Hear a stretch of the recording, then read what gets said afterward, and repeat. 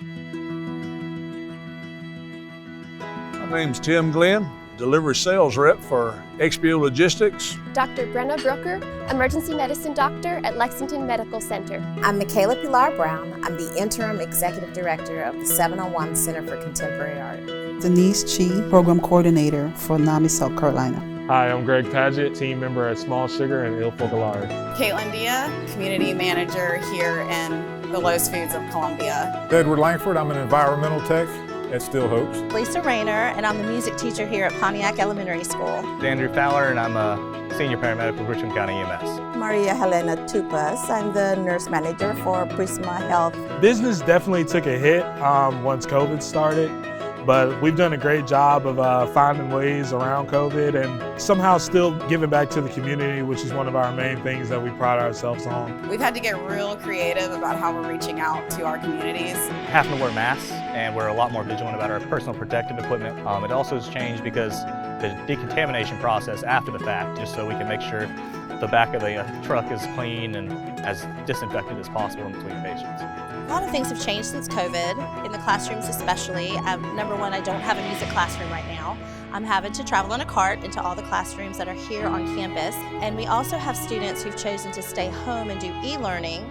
So I also have classes that I teach entirely online. We knew that a lot of kids were going to be out of school and parents weren't able to work. So we thought we could maybe lighten up the burden on them just a little bit and making dinner for them every night. We put together well over, I want to say 10,000 family meals and gave them to underprivileged areas throughout the community. Well, after Thanksgiving until Christmas Day, I do work as Santa Claus. I had a face shield I put on.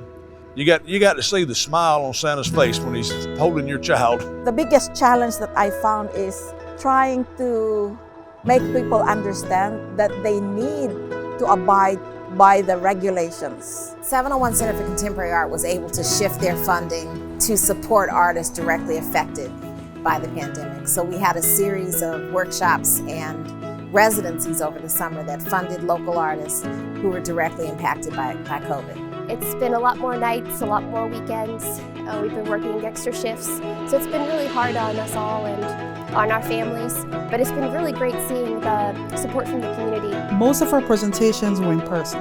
And when COVID hit, we had to move to the Zoom platform, the online platform, which was a challenge for most of us, especially myself, because technology is not one of my strong suits. Surprisingly, we do still have a lot of our regulars come in.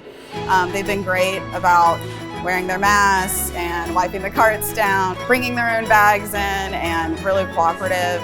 My colleagues here are on top of their game. They're extra cautious on the PPE, the personal protection that they wear and that we wear here. And I think they do a fantastic job. This particular year was a personal challenge for me in general. My mother died at the beginning of the pandemic. Additionally, no one was gathering. So we didn't have any kind of public memorial or celebration of her life. I've got a 3-year-old and about a 5-month-old at home, so we actually had a baby in the middle of the pandemic. I got infected with COVID.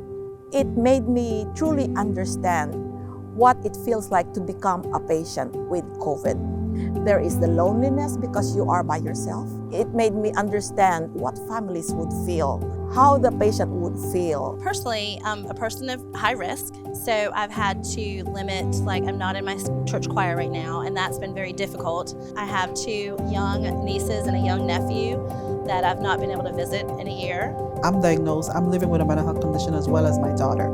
When COVID hit, a lot of people that I know, including myself and my daughter, our mental health kind of took a turn for the worse because of the stressors and the changes that we had to go through. It's been a lot more difficult since COVID. It's been a challenge for me sometimes after those hard days where there's been a lot of emotional challenges, not bringing those home too much.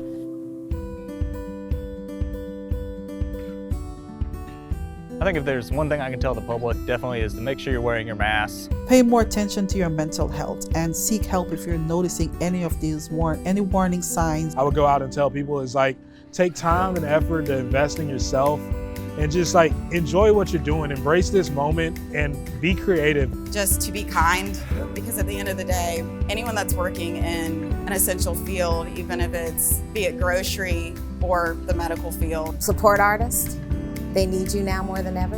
Buy art, buy programming online, attend programming online. Just keep a lookout for when a vaccine becomes available in your area. Wear the mask. If you have to go somewhere, wear the mask. Keep your hands sanitized. Hand washing, everywhere I go, I see, got the hand sanitizer. Take a breather and be kind to each other. I don't know what you may be going through. You don't know what I may be going through. Just a smile and a kind word to somebody, it might make their day.